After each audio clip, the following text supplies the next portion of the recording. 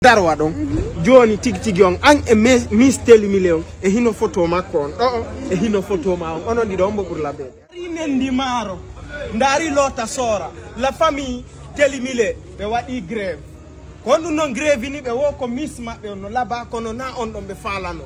haray non tigi on hiden fotti do e Télémilé goto gayna sina pusugol auto c'est vrai haray non bay be grève be ni o miss mabbe on sanze min non lam valide no miss mabbe on yon non onon fambe boto plus be fop haray e hino do Miss Télémilé mobe sali yettugol mi anda o do si tawi o galère e si tawi ko sabu on fan tigi on haray ndare ko do say fo yimani jaka huru layni no ko aduna min do mi validimo Miss Télémilé no labago e moƴƴa ka TikTok kono non o miss jodo kadi kinangal no mori hundu ko yaaja ten on no laba e Télémilé ko hombo subani on mission tuma laabi a taway ko cartel suɓi Miss Télémilé on parce que kanko e makko be ma relation parce que si ko ngari Allah no joni o do ay nay c'est que ko ngari kin tagete o taga ngari kin taga o taga ten on taga o taga kono marda ko la tigi on wola na yimbe be fo Miss Télémilé on tigi on da holi hore ma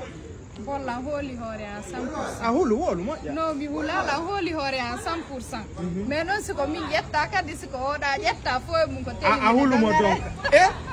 la a hulu mo fa mi hulamo de ange makko ndaru jama o moƴƴa cameraman filmana mo moƴƴa joni ndaru mo do hara fo fal bannana mo seedani kanko bannana mo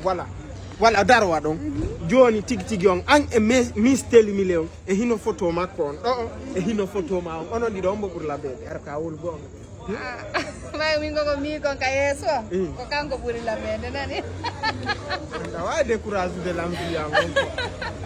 donc min buri la bebe ngare la no mi labirano ngande ngari jinna donc joni en organiser do fettine réseau on habe sans Miss Télémilé on ka bay cette fois-ci e wadi on en concentroto on miss jomo joni cette fois-ci bay be lanni wadude on don joni concentro de ngaba atten ko arata holi o gagne so gagnali ko arata nga gagne Télémilé goto gayna so gagnali hikka ko arata mi gagne on dum gerdori habe ƴetti on don to karnene be accuma